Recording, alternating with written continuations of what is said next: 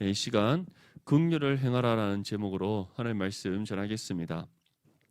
여러분들, 대한민국 국민이라면 반드시 지켜야 할 것이 있습니다. 맞죠? 국민의 의무.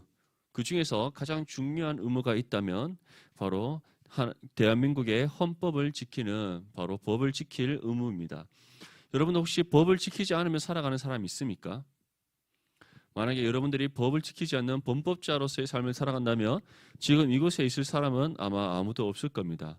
여러분들이 이곳에 있다는 것 자체가 우리가 바로 대한민국의 헌법을 잘 지키는 또 준법 정신이 있다는 것에 대한 증거겠죠. 우리 모두가 대한민국 국민으로서 우리가 헌법을 지키고 그 법치 국가로서의 국민의 삶을 살아가야 될 의무가 주어져 있듯이 우리가 믿음의 삶을 살아가면서도 우리에게 주어진 하나님의 말씀의 법이 있다는 사실을 기억할 수 있기를 바랍니다. 중요한 것은 우리가 아무리 대한민국의 헌법을 다 지키려 한다 할지라도 모두 지킬 수 있을까요? 우리가 헌법에 나와 있는 법이 몇 개인지 그 안에 어떠한 법들이 있는지 우리가 모두 알 수 있습니까? 다 아시는 분? 저도 잘 모릅니다. 얼마나 많은 법이 있는지 우리 모두는 알 수 없습니다. 마찬가지로 우리가 하나님 말씀의 법을 모두 지킬 수 있을까요? 우리의 수고와 우리의 노력과 우리의 어떠함으로는 결코 하나님의 말씀의 법을 모두 지킬 수 없다는 사실을 성경은 분명히 말씀하고 있습니다. 그 중에서 가장 대표적인 사건이 바로 이스라엘이 결국 하나님의 심판을 받아 멸망했다는 사실이죠. 이스라엘 백성들에게는 모세를 통해 하나님께서 율법을 주셨습니다. 그래서 그들에게 율법의 준수를 통해 구원하실 것임에 대한 약속의 말씀을 주셨어요. 그런데 이스라엘 백성들이 하나님 말씀의 법을 온전히 지켜서 살았습니까? 하나님께서 주신 그 613개의 율법의 모든 조항을 온전히 다 준수하며 살았습니까? 말씀의 그 어떠한 것도 하나 남김없이 모두 완벽하게 지키며 살았습니까? 그들은 그것이 불가능하다는 사실을 우리에게 보여주었습니다. 그들이 우상을 섬긴 것을 넘어서 그들이 하나님을 배교한 것을 넘어서 기본적으로 하나님 말씀의 법을 모두 온전히 지켜 행한다는 것, 그들의 마음과 생각과 말과 행동과 그들의 모든 전인격을 통해서 하나님 말씀의 법을 어느 것 하나 남김없이 완벽하게 지켜 행한다는 것이 불가능하다는 사실을 그들은 우리에게 보여주었어요. 그런데 이스라엘 백성들이 그렇다면 구원받지 못했습니까?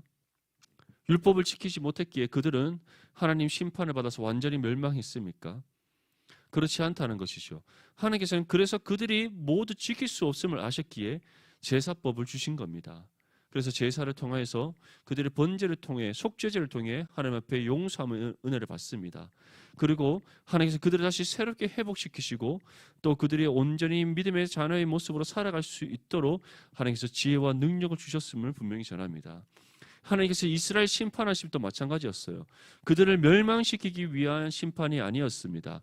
그들이 하나님 앞에 배교한 인생을 살아갔던 것, 하나님 언약 백성으로서 하나님을 바르게 섬기지 않았던 것, 그들이 바알과 아세라 신상을 섬기고 또 그들을 위한 모든 산당들을 지어서 하나님 앞에 범죄한 인생을 살아갔던 그 모든 것들이 하나님께서 얼마나 싫어하시는지, 하나님 앞에 얼마나 악한 죄인지를 깨닫게 하시기 위해 그들을 심판하셨던 거예요. 그리고 하나님께서 약속하신 대로 그들을 다시 가나안 땅 예루살렘으로 돌아오게 하셨을 뿐만 아니라 느헤미야 때에 미스바 광야에 모인 모든 이스라엘 백성들에게 율법을 낭독하면서 그들의 심령을 다시 회복시키시는 은혜를 베풀어 주셨습니다. 하지만 그것이 불완전했던 것이죠. 하나님이 불완전한 것이 아니라 그들이 심령의 회복을 받았지만 그들 스스로 다시 율법의 준수를 통해 구원에 이른다는 것이 불가능하다는 사실을 하나님께서는 알고 계셨습니다. 그래서 그들을 위해 하나님께서는 다른 방법을 마련해 놓으셨던 것이죠.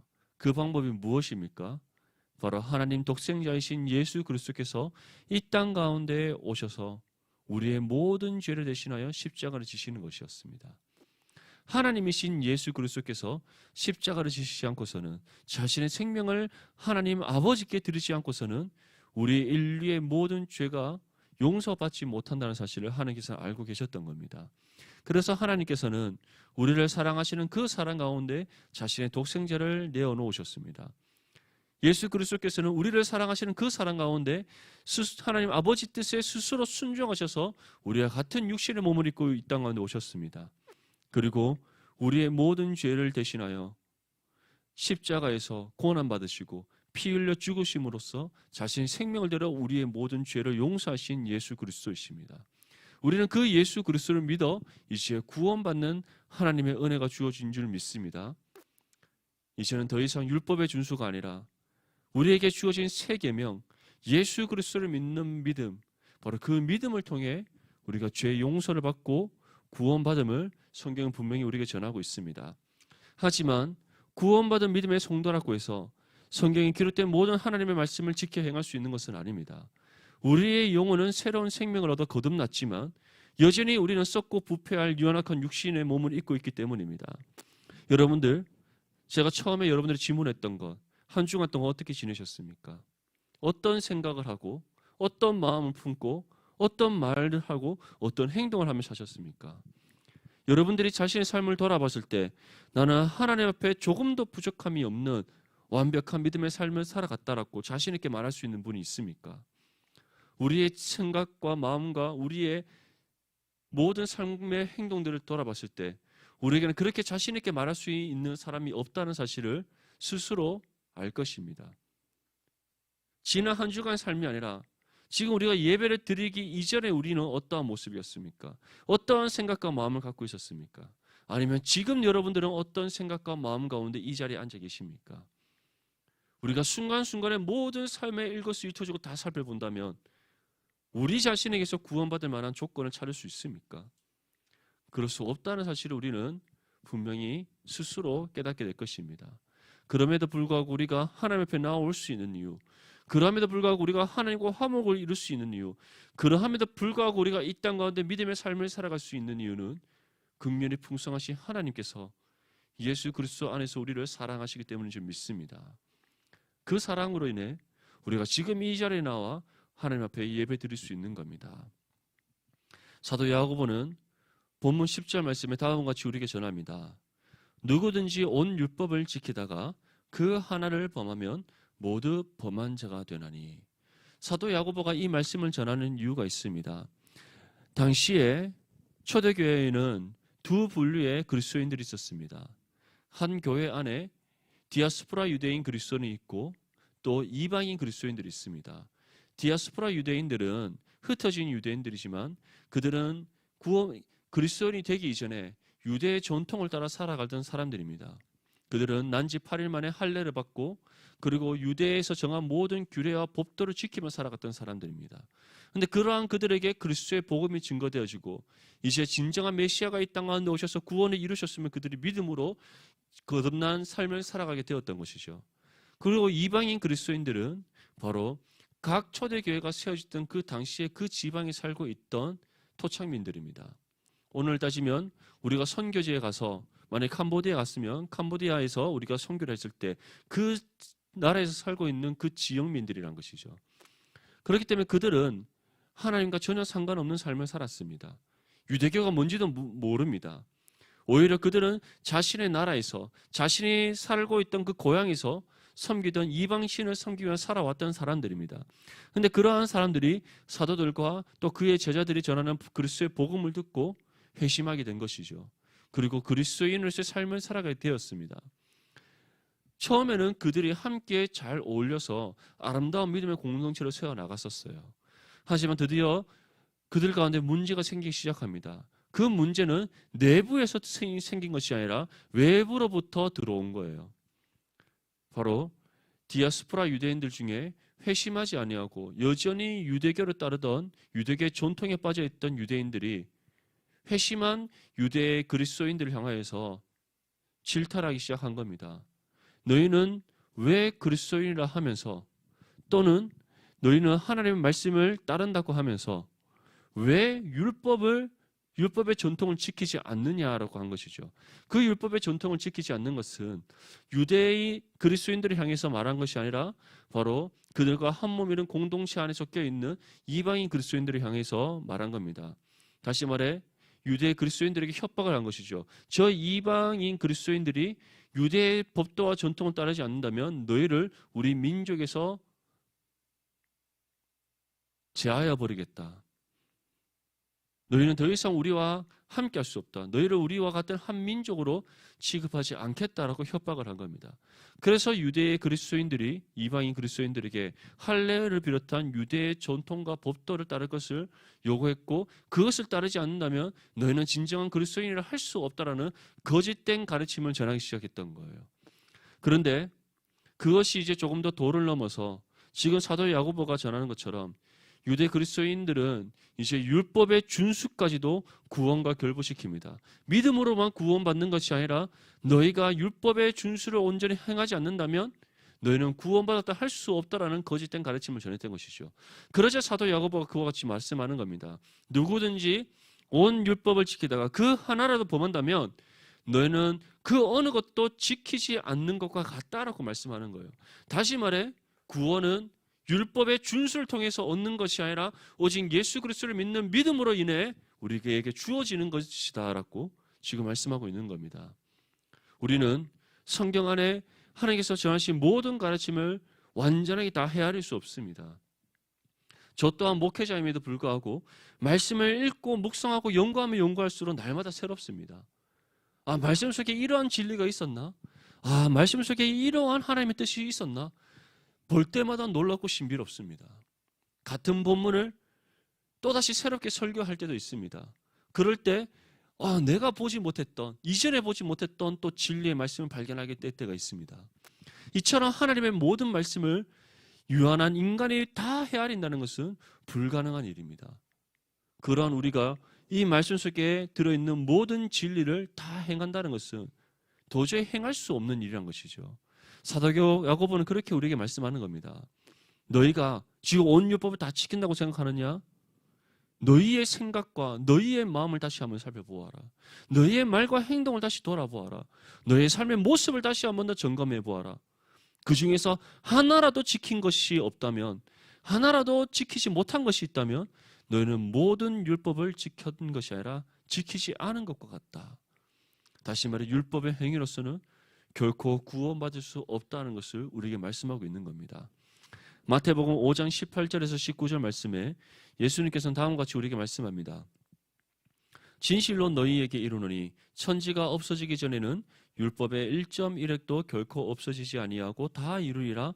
그러므로 누구든지 이 계명 중에 지극히 작은 것 하나라도 버리고 또 그같이 사람을 가르치는 자는 천국에서 지극히 작다 일컬음을 받을 것이요 누구든지 이를 행하며 가르치는 자는 천국에서 크다 일컬음을 받으리라. 아멘.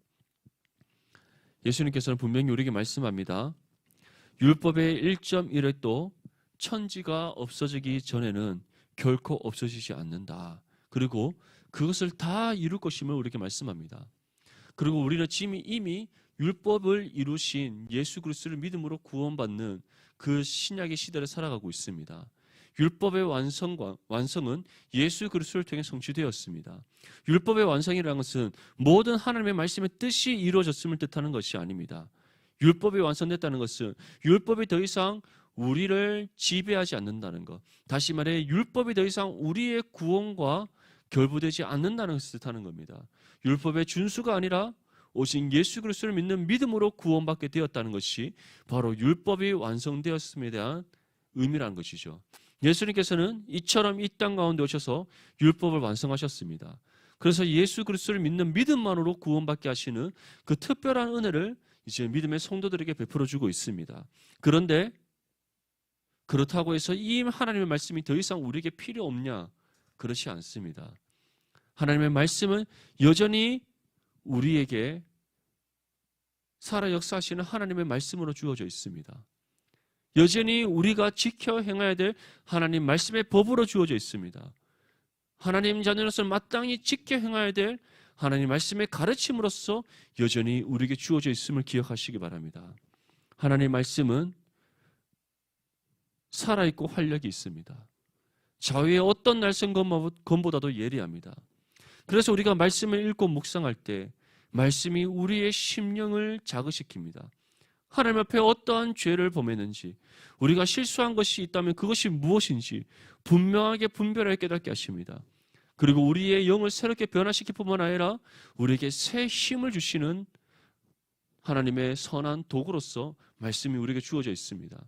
뿐만 아니라 말씀 가운데 성령께서 친히 진리를 발견하여 보게 하시고 그것을 통해 하나님의 뜻이 무엇인지 우리로 하여금 깨닫게 하십니다. 그리고 그 뜻을 따라 살아갈 수 있도록 말씀을 통해 지혜를 주시고 능력을 베풀어 주십니다. 이처럼 하나님의 말씀은 여전히 우리에게 너무나도 중요한 하나님의 법으로서, 가르침으로서, 지혜의 근원으로서, 능력의 근원으로서 우리에게 주어져 있다는 것을 기억하십시오.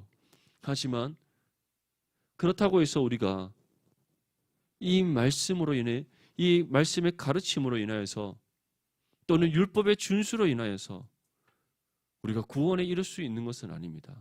반대로 구원받은 믿음의 성도만이 말씀의 통치와 가르침을 받을 수 있다는 것을 성경은 말씀하고 있는 겁니다. 이전에 유대인들은 또 구약의 이스라엘 백성들은 율법의 준수로 구원받기 위해 수고하고 노력했다면 이제는 오히려 반대로 우리는 하나님 자녀로서 우리에게 주어진 말씀의 법을 마땅히 감당해야 될 믿음의 의무로서 우리가 행한다는 사실을 여러분들 기억하십시오. 그것이 바로 율법의 완성 이전과 이후의 말씀이 우리에게 다가오는 의미가 다르다는 겁니다. 본문 11절 말씀 우리 함께 읽겠습니다. 시작. 간음하지 말라 하시니가 또한 살인하지 말라 하셨은즉 내가 비록 간음하지 아니하여도 살인하면 율법을 범한 자가 되느니라. 아멘. 예수님께서도 말씀하셨죠. 생각으로 누군가를 살인하였다면 이미 살인한 것과 같고 마음으로 누군가를 간음하였다면 이미 간음한 것과 같다.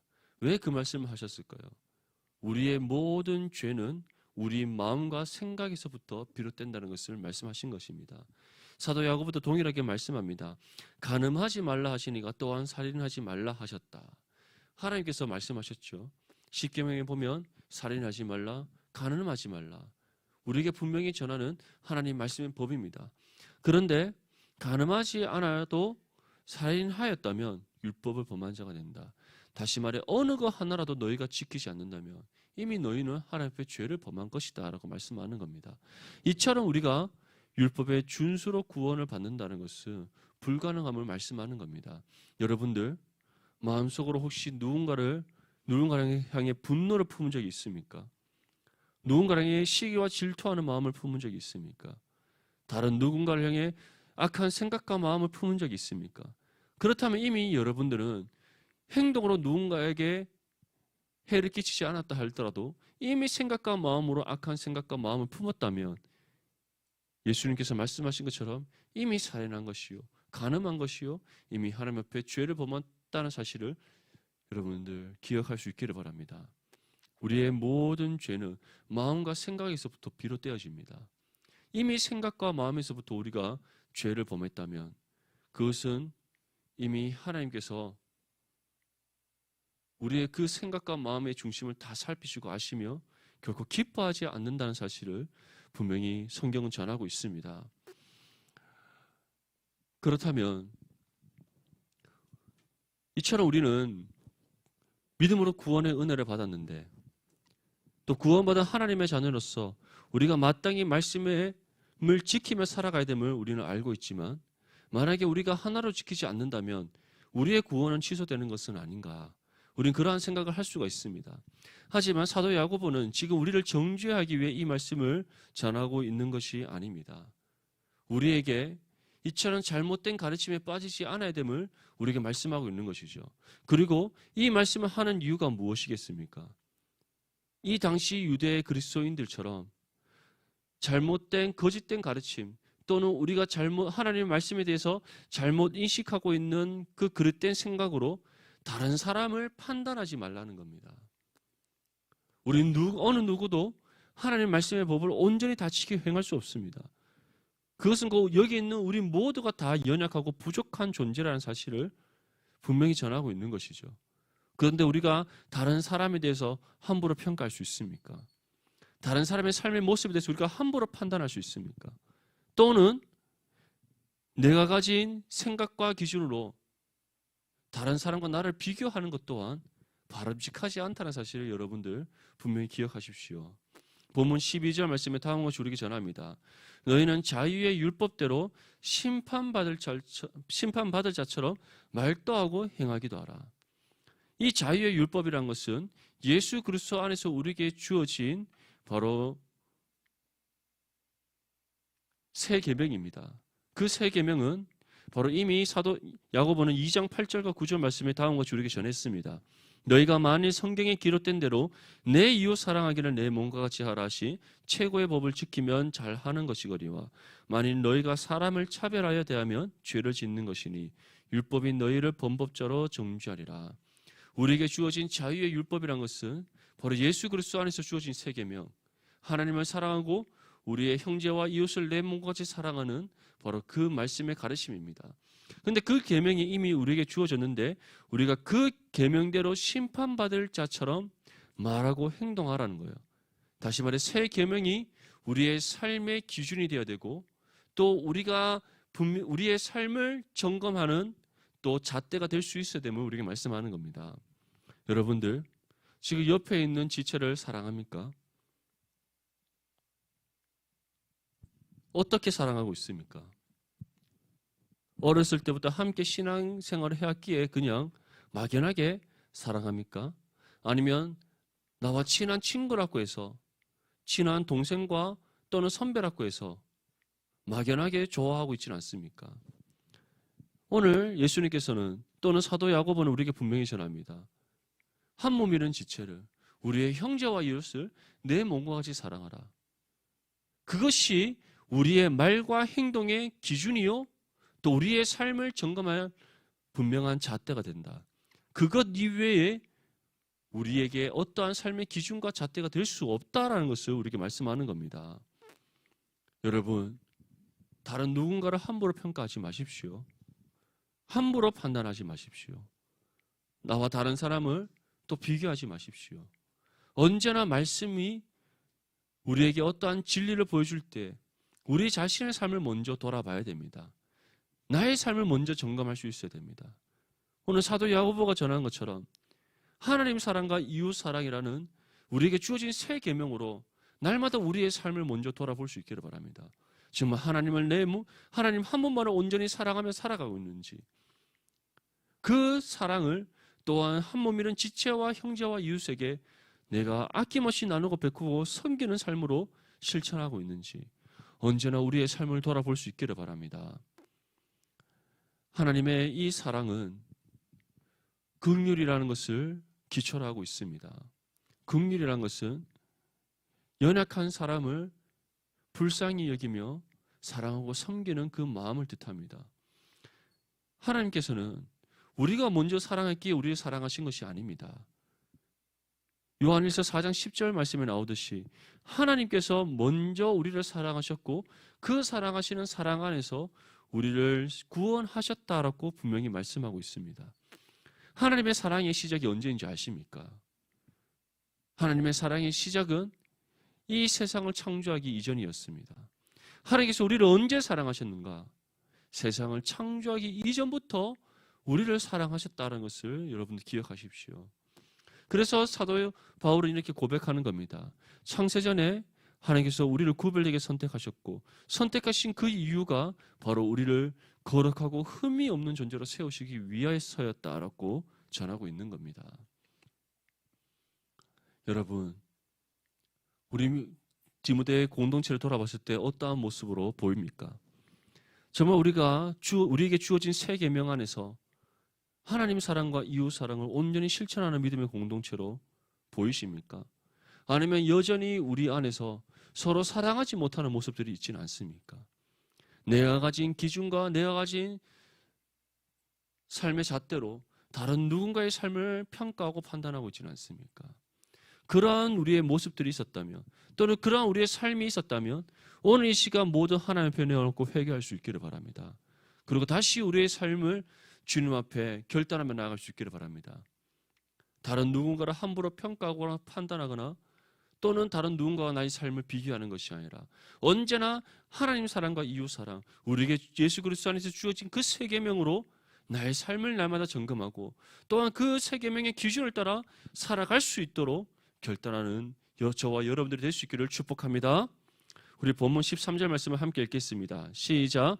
긍휼을 행하지 아니하는 자에게는 긍휼 없는 심판이 있으리라. 긍휼은 심판을 이기고 자랑하느니라. 아멘. 여러분들, 우리에게 주어진 세 계명, 특별히 한 몸이는 지체와 형제와 이웃을 나의 몸과 같이 사랑함에 있어서 우리는 어떻게 사랑해야 되는가? 바로 하나님께서 우리를 긍휼히 여기듯이 우리 또한 한 몸이는 지체와 형제와 이웃을 긍휼히 여길 수 있어야 된다는 겁니다. 오늘 무엇이라 말씀합니까? 긍휼을 행하지 않는 사람은 긍휼 없는 심판이 있게 된다. 다시 말해 우리가 다른 누군가를 긍휼히 여기지 않는다면 하나님 또한 우리를 긍휼히 여기지 않는다라는 것을 말씀하는 겁니다. 반대로 얘기해서 진정한 믿음의 성도라면 긍휼을 행할 수밖에 없다는 사실. 왜냐? 하나님께서 이미 우리에게 긍휼의 은혜를 베풀어 주셨고 그 긍휼하심을 우리에게 날마다 쉬지 않고 베풀어 주시는 하나님이시기 때문입니다. 다시 한 번 더 우리의 한 주간의 삶을 돌아봅시다. 하나님의 긍휼하심이 없었다면 우리가 지금 이 자리에 있을 수 있겠습니까? 하나님의 긍휼하심이 없었다면 지금 우리가 하루하루의 삶을 살아갈 수 있겠습니까? 하나님의 긍휼하심이 없었다면 1분 1초라도 우리가 믿음의 성도로서의 삶을 살아갈 수 있겠습니까? 우리가 연약하고 부족함에도 불구하고 하나님의 말씀의 법을 온전히 다 지켜 행할 수 없는 연약한 존재임에도 불구하고 우리가 하나님의 자녀로서의 신분과 권세를 받아 이 땅 가운데 살아갈 수 있는 이유, 믿음의 성도로서 하나님과 화목을 이루어 이 땅 가운데 살아갈 수 있는 이유, 성령의 능력과 도움을 힘입어 믿음의 삶을 살아갈 수 있는 이유, 그 모든 이유가 하나님의 그 긍휼하심의 은혜가 날마다 끊임없이 우리에게 베풀어지고 있다는 사실을 여러분들 분명히 믿을 수 있기를 바랍니다.